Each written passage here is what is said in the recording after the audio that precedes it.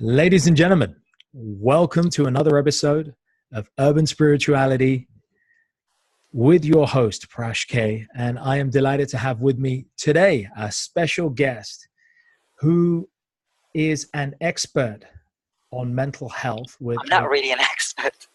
on powerful with a powerful background in psychology. Our special guest today is, I believe, and correct me if I'm wrong, is the world's first blog psychologist and the founder of the very successful PsychReg website, psychreg.org. As an international mental health advocate, you've spoken at various conferences around the world. You've supported and arranged conferences around the world. You're also the editor-in-chief of the PsychReg Journal of Psychology, which receives international contribution and response. And it's a pleasure to have you to discuss this powerful topic. Please welcome Dennis Reholo-Howell. Dennis, Thank you. Welcome to the show. Thank you, Prash, for inviting me. Yes, I've been recognized as one of the world's first blog psychologists. It didn't really come from me, but some of the websites say that there's an emerging field, which is the psychology of blogging, or otherwise known as blog psychology. And they say that since I've been actively involved in sharing how effective as a medium blogging is, so I should be recognized as the first blog psychologist. Of course, I take it as an honor for other bloggers who recognize me as the world's first blog psychologist. I've been running PsychReg since 2014, and it's a fruit of labor. I work every day on PsychReg. My main goal is to share as many things about mental health using my blog, using my platform. Obviously, the platform, as you've mentioned earlier, it exists in three avenues. It is a blog, it is a podcast, and it's also a journal. Yeah. Excellent. Now, and where to start?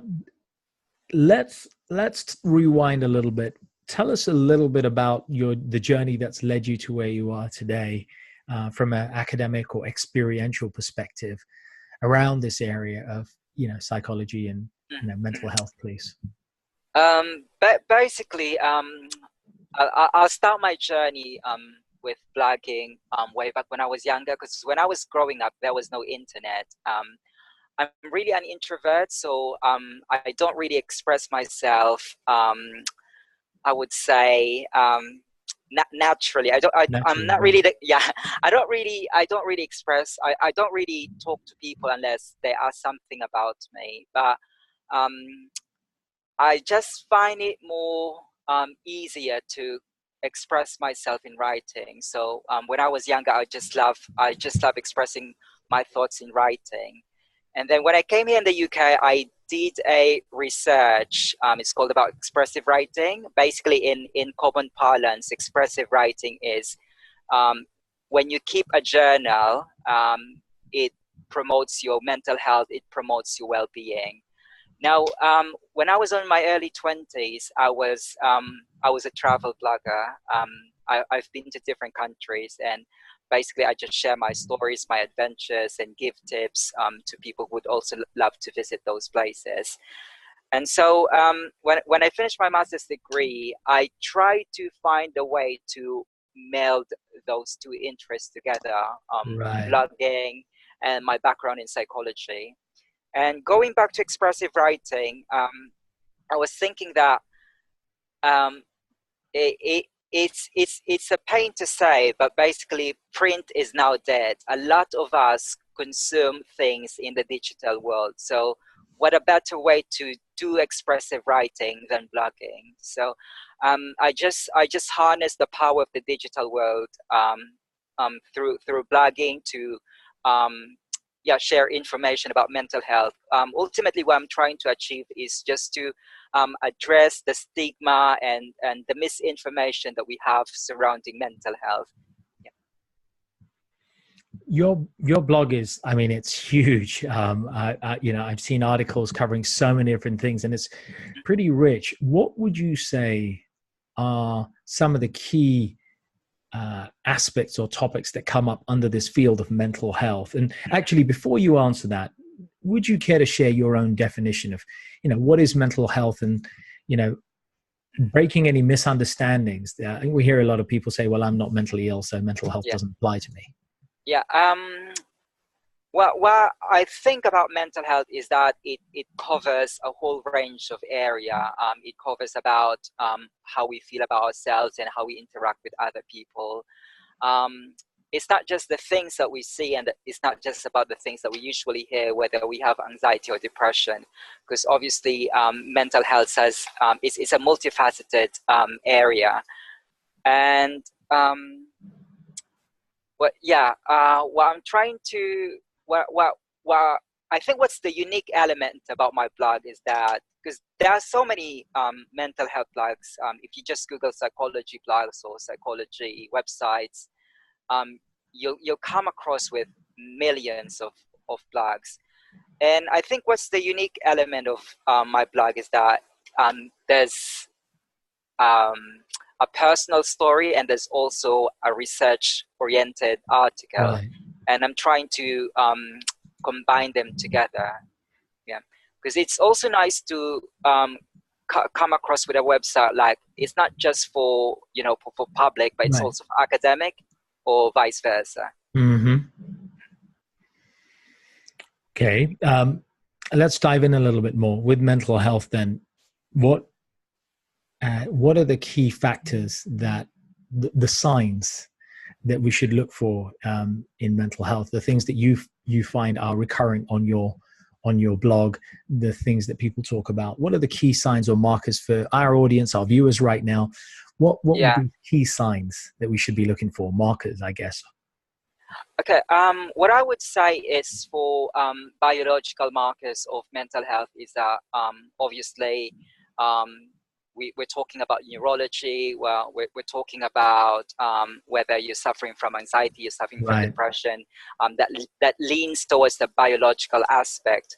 Now, talking about the psychological aspect, how does it affect your day-to-day interaction with other people? How does it affect your the quality of your work? And also, how does it affect managing your own emotion? Right. And what I'm trying to achieve is that I'm giving people a platform to share their mental health stories. So that's why if you visit PsychReg, there's a section there where we try to highlight people's mental health stories, the stories of struggles, the stories of recovery. Because sometimes people who are suffering with mental health issues, although sometimes they struggle with trying to pinpoint what exactly they're suffering, they just need a space to vent out. Because sometimes they can't share their struggles with their parents or with their friends, but it's nice to share it on a space where people could read it, and people could learn what you're going through. Mm-hmm. Okay, so that makes a lot of sense. And now that we've got that, we've got it is out in the open, mental health is being, what's your view here? Is mental health being more widespreadly accepted? The subject of mental health, are employers or academics, is society perhaps, in your standpoint, are they taking it more seriously? Is it becoming less taboo? Yeah, I think mental health is becoming less taboo, but also we're also kind of, as some other critics would say, we're also kind of trivializing it, because we're turning mental health into a fad. Like, let's say, for example, when you go to YouTube, you'll find a lot of video bloggers who's just trying to glamorize mental health issues, that they say, I've got anxiety or I've got depression, without really without having a clinical diagnosis, and they just using those terms like it's just a natural thing to have. So while we are quite more open with discussions about mental health, we should also try not to run the risk of glamorizing these issues. So we have to be very careful when we tell to people that we suffered anxiety, as opposed to it's just like just your normal worrying, or you suffered from Hmm. depression, or it's just a short-term loneliness. So we have to be very careful with that, especially if you've got a large audience, if you're running a blog, or if you're running a video blog on YouTube. Right. Yeah, But absolutely. And I want to touch on that actually. Who are the types of readers who, I mean, you've got, yeah, thousands and thousands of readers who are, and visitors to your blog space. Who are the sort of readers who are coming there?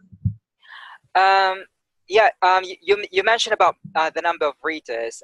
Yeah, I would love to drop some figures based on similar web. We receive about over 64,000 followers, 60,000 Incredible. readers every month. And most of our readers are from the US and the UK. It's like And nearly a million readers every year. Not far off. That's amazing. yeah, we're quite thankful that a lot of people appreciate what we do. And most of our readers, we ran a survey on Twitter about a Mhm. month ago, and most of our readers are on the 20s and 30s.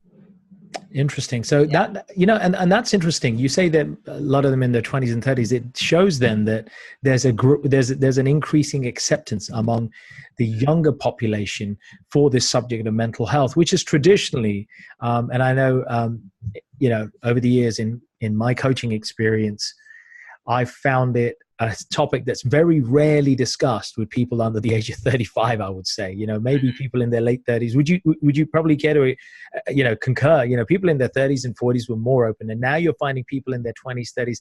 It's almost like they feel like they have that platform that they can share, they can study, they can read, and I think that's a wonderful thing, right?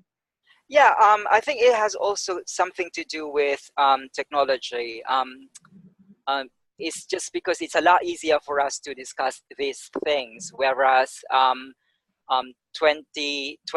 years ago, we're just limited with face-to-face interaction. And usually you're a bit reluctant to share things with your friends, with people. I don't know, there's something ironic that when you're talking about mental health, you're a bit reluctant to share it with people that you know, Hmm. but you're more open to share it on YouTube. You're more open to talk Right. about it on Right. social media. I think it stems from fear of being, you won't be accepted. Whereas if you put Mm. it on social media, someone's somewhere, some people is also struggling. So someone is going to accept what you're going through, understand Right. what you're going through. Yeah. So you've talked about the kind of readers who come on. I want to ask also, who kind of writes your content? Who's contributing to this narrative, this field on PsychReg? Okay. Psychology is actually like it. Everything goes as long as it's fall within um, psychology, mental health, and well-being. We will publish it. Um, it's 50-50.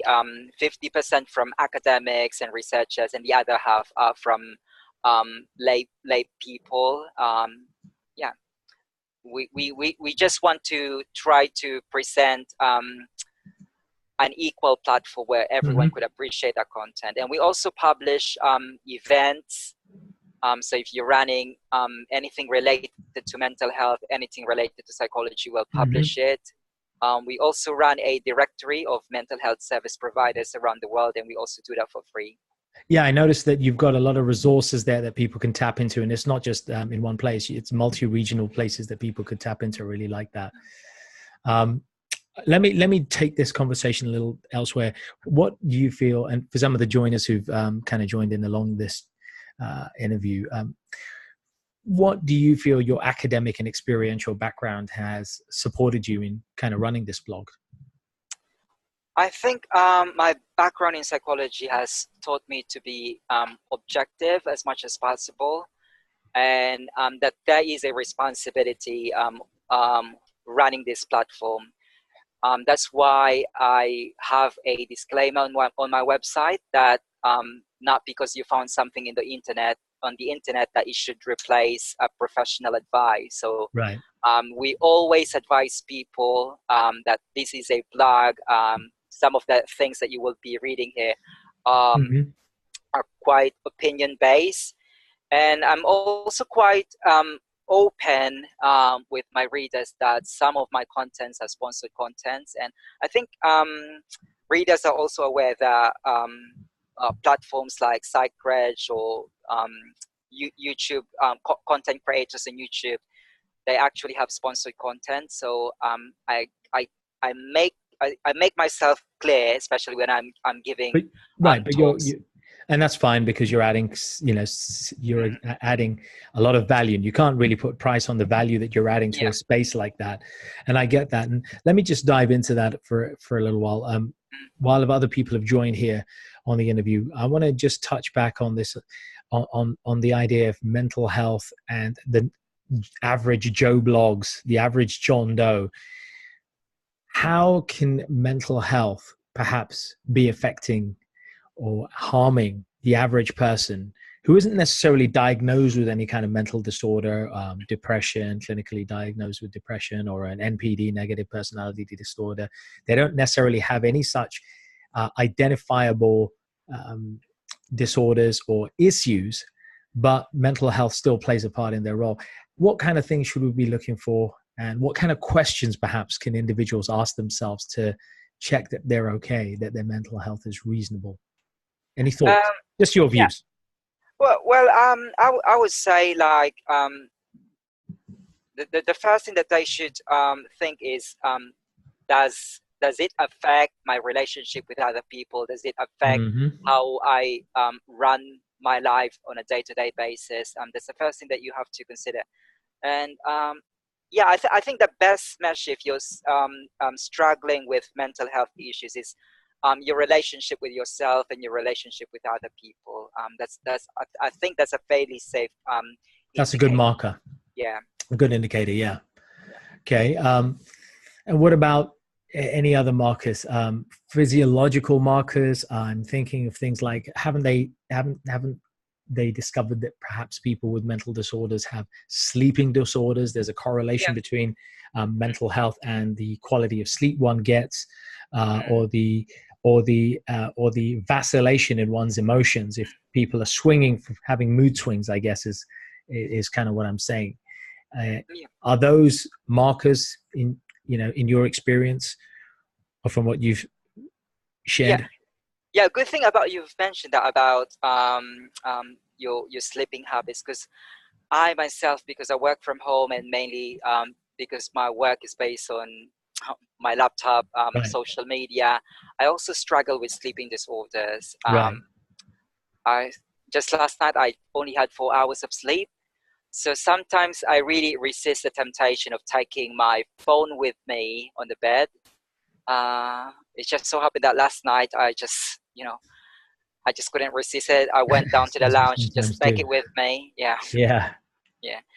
So yeah, and it really affects me because if I don't have a good night's sleep, Right. I'm really moody. I just don't want to talk to people. Yeah. So I guess, and thank you for that. I guess that would be a good indicator that we are having an acute imbalance in our mental wellness. Mm, It's not a chronic thing. It's not a diagnosed thing. That's not to say we're mentally ill. And I think, and for me, I think the important thing is this is the message that I feel, with you on this show, that I think that I want to get across to everybody who sees, hears, and listens to this podcast tonight and forevermore, that it's okay to feel mentally unhealthy or mentally unwell. It's okay to have these emotions without worrying yourself or wrongly branding yourself that you're mentally ill. We need to make the distinction between chronic mental health and acute mental unwellness. Acute mental unwellness is an example like you gave last night. You were feeling cranky, people get upset. It's mm, okay. We can all experience some degree of mental unwellness, and maybe the word mental health is scaring people away. So I would propose that maybe we should use the word mental unwellness for those who are not clinically diagnosed with or yet clinically diagnosed with I say a mental illness or something that is a known and documented mental health disorder, it's okay just to accept that we sometimes have bouts of mental unwellness. Folks, can you relate to this? Those of you who are listening to this, have you not had times where, like Dennis, you're feeling cranky at night because you stayed all up? Or what about those times when you've had a family member or a loved one kind of winding you up because of a habit or something they're not doing because your expectations aren't being met, and then you lash out at them? Or you've had a horrible day at work and then you take it out on your family member. You don't even mean to do it, but you just end up doing it. Those are all signs of mental unwellness, stress. People who suffer from temporary fatigue, adrenal fatigue, where you're getting to quite severe signs of stress. I think the message here is we need to acknowledge that these things happen and start talking about them, embracing them. And even maybe, I don't know, Dennis, look, maybe I'm being crazy here, but I don't know. If I would prefer a family member coming to me and saying, hey, look, I'm a little mentally unwell right now this week. I've had a shitty time at work, or I'm in a bad mood because I didn't pass my exam, or whatever it is. I'm in so-and-so state, which is not very healthy because of so-and-so reason, and therefore I might lash out, I might speak in a certain way. I really don't mean it. How cool would the world be if people were just that honest and transparent about their things, Dennis? Yeah. And also, I think it's also helpful if other people would be kind of sensitive what other people are going through. Like, you just mentioned someone like they did not do well with the exam. So I think you have to be mindful of those situations. Mm-hmm. Yeah, no, totally agree. And I think through that, by becoming aware, we can, and it's two things. I think, we want to become aware that we may be experiencing that.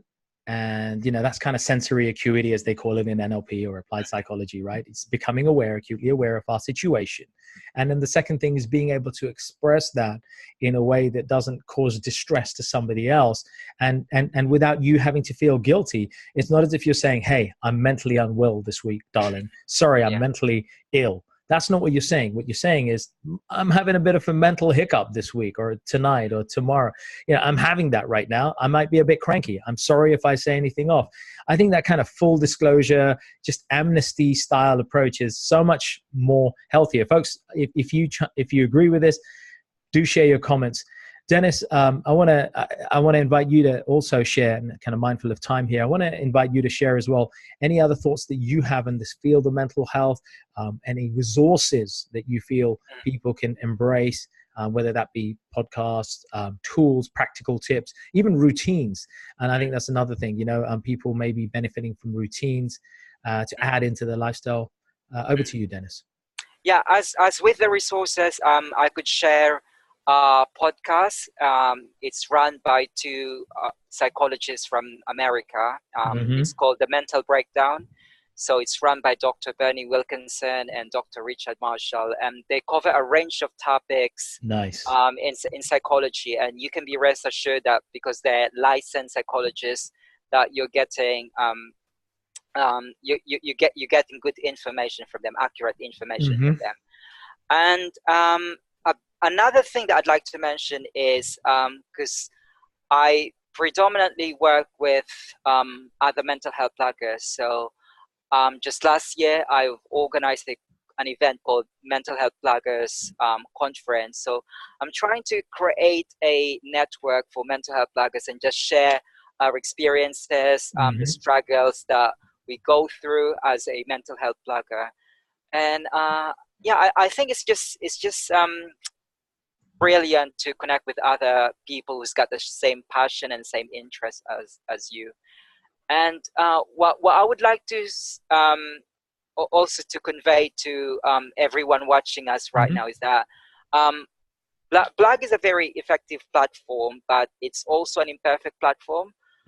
Because a lot of it is opinion based and a lot of it are sometimes unreliable, but that should not discount what blogging is all about, because what blogging is all about is it tries to create connections, it tries to create conversations, And just like what I always try to say is that when you talk about mental health, when you Google something about mental health, you don't Mhm. go straight away to psychology journals. And I'm not going to blame medical journals, but they have this certain language that sometimes kind of makes other people uncomfortable reading it. Uncomfortable, right? Yeah.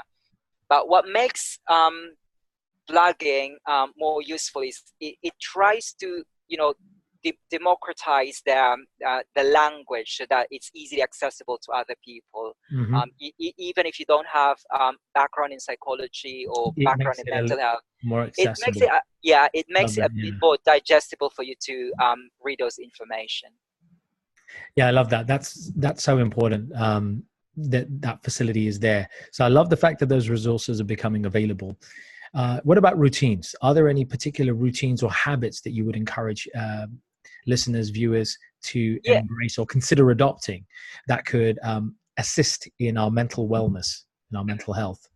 What I usually do myself, because I work from home, I make it a habit that every morning Hmm. I do 10-minute workout, and Right, then because I know I lack vitamin D, I also need to catch sunlight as much as I can. So right, every right. 1 in the afternoon, I go out. So I think it's good to establish some routines just to look after your body, because we know that The your body mind body, connection. yeah, the body mind connection, it's very crucial. Right. Okay. Yeah. So I love that.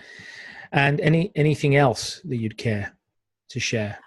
And also, if you think you're suffering with any mental health issues, if you're not comfortable talking with your loved ones, just seek professional advice. Go to your GP, or um, seek help from mental health charities. They're always there. And I think it's best to express what we feel rather Mhm. than committing suicide. Yeah, or Yeah, that's rather than important. being violent or aggressive towards other people. It's best to seek help. Yeah, absolutely. And let me just add, thank you, Dennis. And I guess in conclusion, then, I think we can safely take away from this interview the need to be more open and willing to listen to the dialogue, the subject of mental health Mhm. for ourselves and the people we care about. So being more open and welcoming to discuss that subject or let others discuss it. Secondly, de to deconstruct, or let me just say, uh, dissolve the misunderstanding that mental health is something that is something that that means that you're imperfect or there's something terribly wrong with you.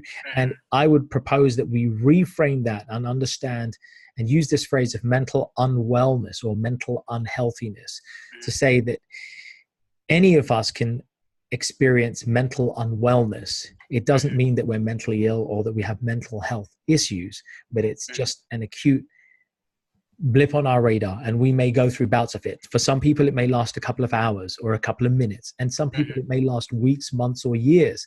And it is okay to go out, seek help, or just communicate to our loved ones or the people around us that, look, I'm having a mental blip.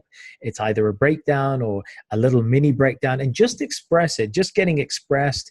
And as you say, then embracing and reaching out to the resources that are available. But there are free resources available, there are public resources available through the NHS and through other practices, charitable organizations, and start to embrace that. I think those key things, if we take, and I guess in concluding also, let's just recap on those routines. If we can embrace physical routines, we know the mind body connection, we know that physical exertion and exercise and movement, even just brisk walking, releases BDNF, brain derived neurotropic factor, helps to renew dead brain cells, dopamine, serotonin, oxytocin, a lot of these feel good and beneficial hormones are released through physical movement. So if we can embrace physical movement in our life, I think, Dennis, as you say, that's also going to be a key thing. Speak to your doctor if you feel it as well. Reach out. There could be a supplemental reason, a chemical reason why you're feeling that way. It could be a chemical imbalance. People take 5-hydroxytryptophan,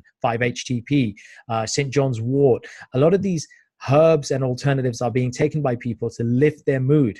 And if that's one of you, or if that's something that you haven't tried, maybe with the help of your medical advisor, seek that out and see if that helps you. And I think in closing, I think, let's not forget that they can reach out through your blog, psychreg.org. Yeah. And on that closing note, Dennis, what's on your radar this year? I'm actually, it's still in the pipeline, but I'm trying to organize a men's mental health conference. Excellent. Because I think we talked about that with Men Empowerment, of course. Yeah, we're not hearing a lot about. We're hearing a lot of things about mental health, but it's quite there's a scarcity of things about specifically mental men. health, specifically for men. And also, of course, in November I'm off to Malaysia. I'll be doing the second international conference on psychology, counseling, and education. Fantastic. I'll be. It will be with Fraser Smith, who owns Get Psych. Mm-hmm. And also this July I will be in Southampton. I'll be talking about the same thing about mental health and blogging. I've been invited as one of the speakers at Mental Health Awards. And then December, of course, I'll thank you. I'll do the Mental Health Bloggers Awards. Good. A lot on your radar. So I love that. I'm going to go on. And hopefully we could collaborate together. Yes, we'll talk about that. We'll collaborate. Let's do a quick shout out to Men's Radio Network as well, Men's Radio Station, who are doing a great job in bringing men's mental health to the foray through their fantastic radio station. Obviously, I know you have a part to play in that wonderful journey. We were interviewed, obviously, myself and Dave Modi, for that through Men Empowerment, and it was a pleasure, and we really admire the work that's going on there. So folks, tune in to Men's Radio Station whenever you can on Facebook, and you'll see some great content there as well.